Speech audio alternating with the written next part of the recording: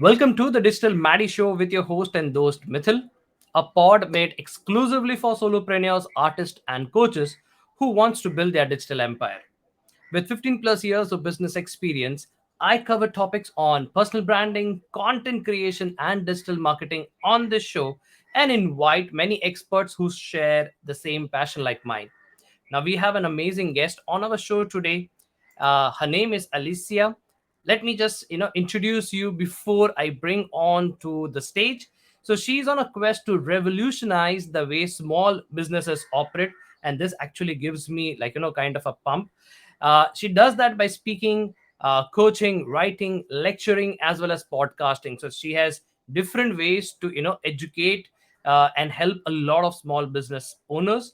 She is the founder and CEO of Equilibria, and she is the best-selling author of Behind the Façade, the world's first published book on business infrastructure. She hosts the weekly Business Infrastructure podcast, which ranks in the world's top 2%. She is an adjunct instructor of lean principles at Purdue University and operation management at Nichols College. A chemical engineer turned entrepreneur, she is advised, designed, and optimized process for organizations including Coca-Cola, Shell Oil, the Library of Congress, and the Home Depot. So, without wasting much of our time, let us bring the rock star onto the platform. Thank you so much, Mithyll. Thank you for that lovely introduction. I really appreciate it. Most welcome. Most welcome. So, Alicia, can you just share your backstory with all of us? Okay, where should I begin, Mithyll? Well, just quickly, I am here in the US. I'm in the southeastern part of the US in Atlanta, Georgia, which not too many people realize this, I think, globally, but Atlanta is very much an international city. I've been living here for 18 years. And the way I got here, as you mentioned, Mithyll, earlier during my bio, that I am a chemical engineer turned entrepreneur. So I was, in fact, working as a chemical engineer. And the way I chose that career was due in large part to a teacher that I had in school who saw that I had an aptitude for chemistry. And I believe that's something that we actually have in common, Nithil. I remember looking at your biographical information as well. So, fast forward, I worked as an engineer, realized very quickly I did not want to spend the rest of my working life in a chemical plant or an oil refinery. And I went back to business school because I realized there was something that I was missing. I did not understand many of the business decisions that were driving some of the production schedules that I, as an engineer, was asked to conform to or to adhere to. Went back to business school. It completely changed my life. And that is by no means an exaggeration because I really started to understand the behind the scenes decisions that were driving some of the things that I experienced, not only as a consumer, but also as an employee, again, working in those chemical plants and oil refineries.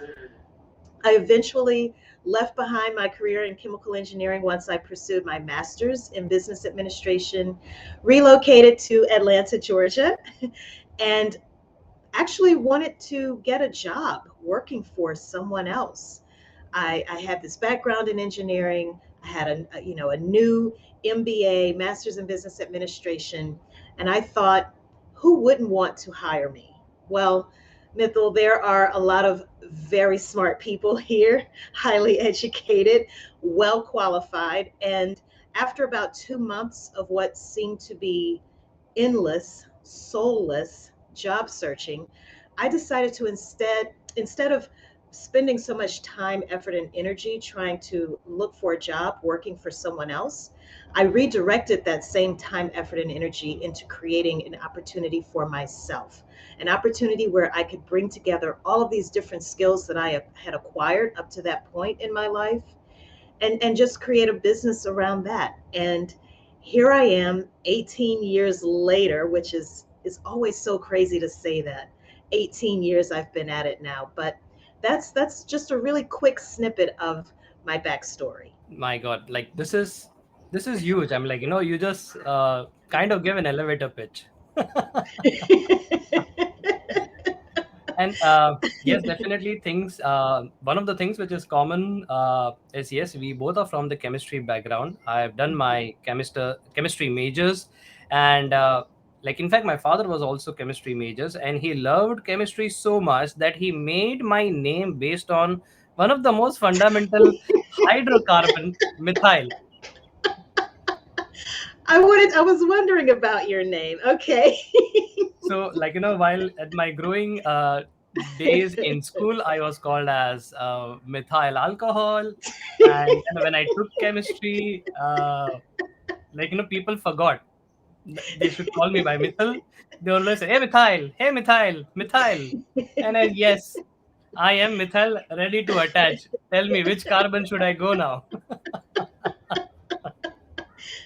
Well, now I can say you are truly a first. You are the first person that I have ever personally met named after a chemical element. So, Thank you.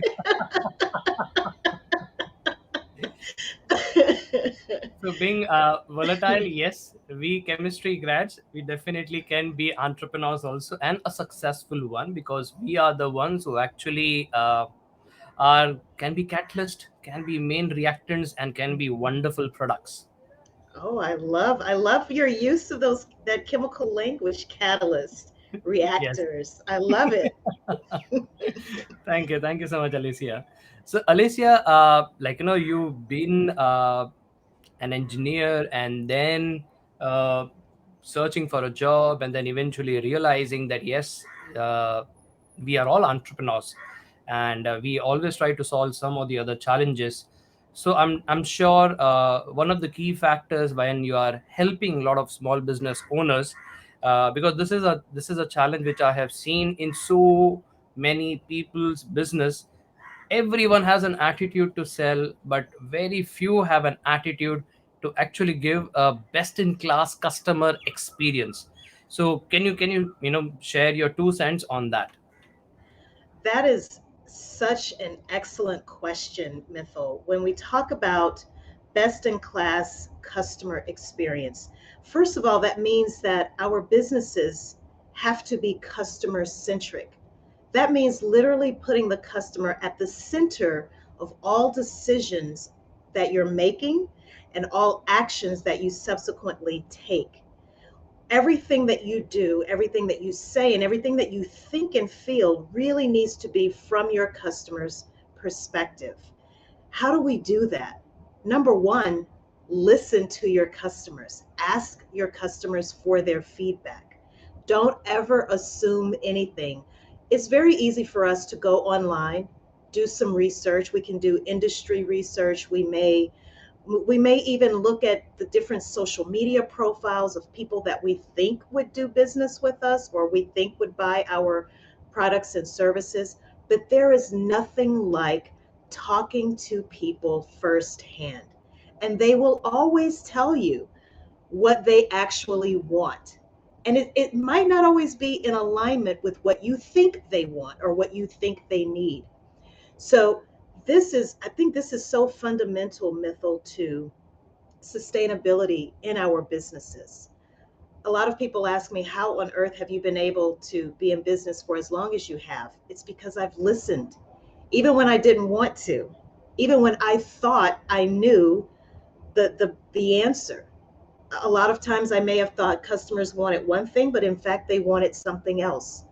And so once you understand what your customers actually want, now you have to figure out how do you deliver what they want consistently with high quality. And that's where processes comes into play. And you and I both having these chemistry or these science backgrounds, we know how important it is to have that formula. Once we know that formula, don't deviate from it. Yes, you might have to tweak it. Yes, it might evolve over time, as technologies change and so forth. But once you figure out that formula, stick to it. And that's what a process can afford you. And you just repeat it over and over and over. As your business starts to grow and demand for your goods and services also starts to grow, those processes will allow you to bring on more people to your team who can also Whether Mithyll does the work, Alicia does the work, or someone else does the work, the result or the outcome should always be the same. So think about it, Mithyll, when we would be working in a lab and we have to produce a certain uh, chemical, for example, it has to be the same. Whether you do Absolutely. it, I do it, whatever scientist is in that laboratory. So it's the same concept with our businesses. And as you mentioned, ultimately delivering that best in class customer experience. It's all about consistency, high quality, and listening. And having that business infrastructure, which processes are very much a part of that, that's what enables you to do just that. Wow. In fact, Alicia, I was just going back of my mind.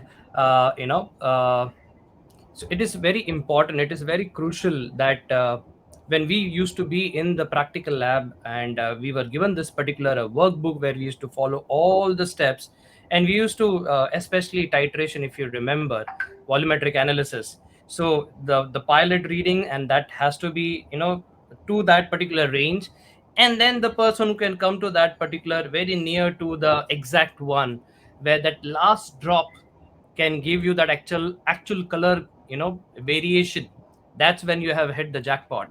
And that's like I'm getting so many bulb on moments right now, that how I, being a chemistry grad, can give the same, reference point to a lot of Yes. people, through my chemistry background. In fact, for the first time ever, Alicia, thanks to you, like, I'm getting so many goosebumps, and I'm super excited right now that I'm actually able to bring a lot of reference points of chemistry or from our education point into the podcast itself. So thank you, thank you, thank you so much for that. Oh, you're welcome. This is fun. Absolutely. In fact, while like, you were saying how crucial it is for even a layman who has not even been a graduate yet, but has to follow all the instructions. But definitely someone way before in time must have done a lot of experimentations, must have burned a lot of apparatus, as well as did a lot of havoc, explosions, but eventually came and created a blueprint, or kind of like Yes. a roadmap, or I will say like a workflow. So, as per you, Alicia, what it takes to achieve a workflow which is absolutely smooth and hassle free, so that any solopreneur, artist, or a coach who's trying to juggle between many roles every day can bring an outcome to themselves, as well as a better outcome for the customers. Oh, I love this question. So first, let's talk about the language that we're using. So you just asked Mithyll about workflows. I usually use the word process or process. It's the same thing. But I think when we talk about workflow, a lot of times we are talking about the incorporation of digital technologies, and we are on the Digital Maddie show. So let's talk about workflows. One of the first things that I encourage anyone who's listening to us or watching us right now, start writing down what you do. In other words, if you are making a tangible physical product, or if you are delivering an actual service to your customer, start from step number one. What are all of the things that you are doing? Put that in a step by step procedural, or what is also known in the industry as a standard operating procedure format. Nothing fancy, just literally start writing it down step by step. The next thing that I would encourage your listeners to do is to now take those steps and put it into a workflow or a process map flowchart format. So if you have step one, step two, step three, so forth and so on, actually start to draw that out onto a sheet of paper or even a whiteboard. You could even do this in something like a Google slide or Microsoft PowerPoint, but put those individual steps into boxes and start to connect those boxes with arrows. That is the most rudimentary foundational part of your workflow. Now you want to challenge yourself to figure out, where can things go wrong in this workflow? Is it that someone has not approved something? That's almost always a common way to stop a workflow. That's what we call a bottleneck. If something is approved or rejected, if the answer to a question is yes or no, there are all of these conditions, in other words, because things don't always just flow in a linear way when we're talking about a workflow. Now, once you have figured out all of the steps that to make a product or provide a service, you've started to think about the different factors that can cause that process to not flow as seamlessly as possible. Now your job is to start to figure out how can you actually streamline the execution or the implementation of that workflow. And here's where the digital technologies can come into play. It could be that you can automate that entire workflow using a tool like, let's say, Monday.com, using a CRM like HubSpot or Pipedrive or Zoho. I know Zoho has a wonderful CRM. What are these different technologies that you can start to use to, if not completely automate certain parts of that workflow? And that is really how you start to do it. And over time, you are continuously improving the different steps of that workflow. One of the measures of success that we use often when we're looking at workflows is what we call the cycle time. How long does it take you from step number one all the way to, let's say, step 30? How long does it take to actually provide that service? How long does it take to actually produce that good or that tangible product? And now your job as a person who is an advocate of continuous improvement is to figure out, well, you know what? Today it takes us about 13 hours to do this, to cycle through this entire workflow. What if we could get that down to 10 hours? And then what if there's a way we could go from 10 hours to 8 hours? And so, in this spirit of continuous improvement, and this is, by the way, what we focus on quite a bit with Lean Six Sigma, which I am a Lean Six Sigma consultant as well. This is what it's all about. It's first getting all of that information out of your head, putting it into a step-by-step format, flow charting it out, getting some type of digital technology that you can use to, again, if you can't completely automate it, you can certainly figure out which parts of the workflow you can automate. And then you can start sharing that with other people that are working with you. So that is kind of a very high level way that you can start creating your workflows. It doesn't have to be anything fancy, but just start documenting things and, again, figuring out the best digital technologies. As a result of listening to Mithyll here on the Digital Maddie Show, those digital technologies will help you figure out how you can streamline and automate those workflows even more. Thank you so much, Alicia. This actually makes a lot of sense. And when we follow every step in the workflow, we all can get more or less the similar product. But again, Correct. depends upon the ingredient that we have used. Yes. And you know, I'm so glad you said that because we've been talking about chemistry. I had a friend once who told me that he wanted to pursue his original career choice was in chemistry, but he took some type of a test, an aptitude test, I think, and they asked if he liked to cook. And he said no. And they said, well, you wouldn't make a good chemist. And I thought that was so interesting, showing the correlation between cooking and chemistry. And when you think about it, Mithyll, when we're talking about workflows or processes, it really is like a recipe. Think about, Absolutely. I love tikka masala. I do. Uh-huh. I love chicken tikka masala. But and I have a favorite restaurant that I like to get it from. I have no idea how to create it. Even if they told me the steps, Mithyll, even if they said, these are all of the steps that we take, I would not be able to reproduce that if I went home because I don't know the ingredients. I don't know the temperature at which I need to cook certain things. I don't know the length of time that I need there. In other words, I have to know all of those details. It's the same thing with our businesses. Even if we document something and we hand it to someone else on our team, sometimes that's still not enough.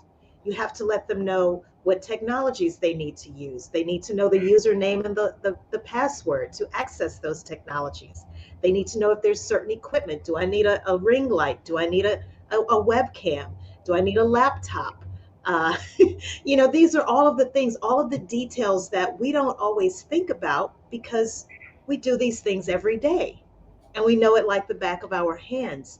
But we have to document things in such a way that we can hand it over to other people. And to your point, they can roughly and within reason produce the exact same result as if we did it. Awesome, awesome, Alicia.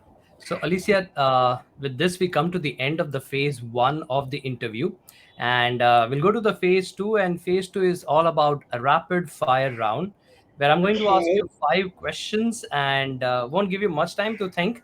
So, whatever the first thing comes in your mind, you just have to share that. Are you ready? Okay. I'm a little scared, but okay. All right, let me just zoom a little bit and make it intense. Okay. Okay. Okay, so here are the five questions. Question number one: who do you admire the most? My father, my father, Sidney Butler. That is who I admire most in this world. Awesome, awesome, awesome. All right, second question: describe yourself in 3 words. Myself in 3 words: ambitious, friendly, and loyal. Very good, very good. Who is your favorite superhero and why? Gosh, my favorite superhero. I'm only going to say this because it's the first thing that's coming to my mind, but I would have to say Black Panther. Wakanda forever. Yes.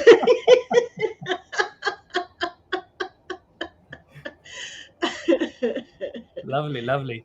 But in fact, looking at your cap style, I thought you would say Sherlock Holmes or Oh, maybe because like again when it comes to superheroes everyone just goes to Marvel and DC. Superheroes are everywhere. oh, that's true. That's a great point. You're right. I'll keep Lovely. that in mind for the next time. Sure. What is the one thing that you would like to add in your bucket list for this particular year? I would like to go to India again. I went Again. to went to Delhi last December. I had a wonderful time, but I was not there long enough. And I was told by several of the people that I met that the next time I go, I need to be there for at least 1 month. So Absolutely. that is something I would love to do again this year if I can. Most welcome. In India we say padharo mare des. What does that mean? Welcome to my country. Oh, welcome to my country. Okay. Is that And Hindi? it's Hindi but towards the Rajasthan side, so it's more yes, you can call it Hindi. Okay. Okay. Interesting. Awesome. So we come to the last question. Who is your favorite cartoon character and why? My favorite cartoon character. Um, I like Bugs Bunny. I grew up watching Looney Tunes, Bugs Bunny, because Bugs Bunny was funny, he was clever, witty, and he had a way of kind of going in and out of always finding a way to get himself out of a situation. So, In Bugs fact, my Bunny. my, my intuition today is maybe high because I was going through either you will say Bugs Bunny or you will say Tweety or Sylvester. Really? Lovely. Thank you so much, Alicia. I Thank you. enjoyed this rapid fire round. I did too. Awesome.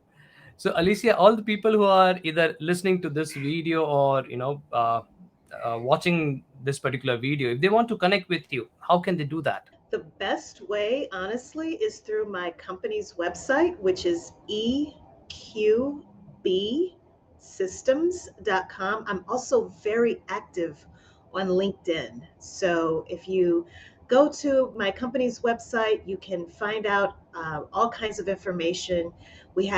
You can listen to our podcast. You can find out more information about the book that I wrote about business infrastructure. for fast growing small businesses. You can connect with me again on different social media sites, in particular LinkedIn. And we also have a podcast as well. And Mithyll, I would love for you to be on my show at some point in the near future. I'm excited. When do I come? We'll talk. Cool. I'll call you. So all the links are available in the description. Do check out and do connect with her on LinkedIn. And definitely, this is very much important because if you see in this particular episode, the magic that she brought with the help of chemistry, I was able to pop up two very beautiful, kind of, I can say, ideas for my own self. So rather than me calling myself going ahead as content strategist, I would definitely call myself content alchemist. Oh, I love that. Turning, lead into gold. Yes. Yeah, So an I idea love into that. strategy. That's right. Idea into strategy. I love that. Thank you. Thank I you so love much. that. So, Alicia, before, I really do not want to end this episode, but definitely I would love you to have come back for a next, another round two. But before that, what is the one message that you wish to give to all our listeners? One of the things I was taught as a little girl were the three R's: reading, writing, and arithmetic. And I love to share this with people. Read something every day. Read something about your craft. Whatever it is you are interested in, read something every day. Write something every day.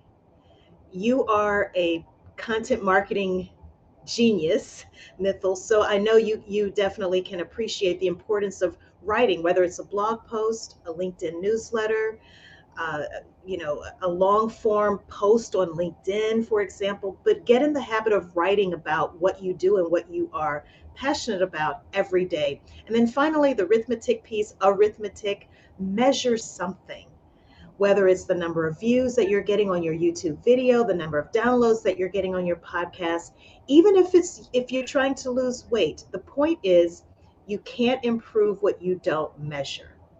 And so, reading, writing, arithmetic, that's what I would like to leave with your listeners today. Awesome. This is in fact the foundational part, and most people, maybe definitely yes, they are reading. Some people definitely they are writing, but hardly anyone is actually measuring it.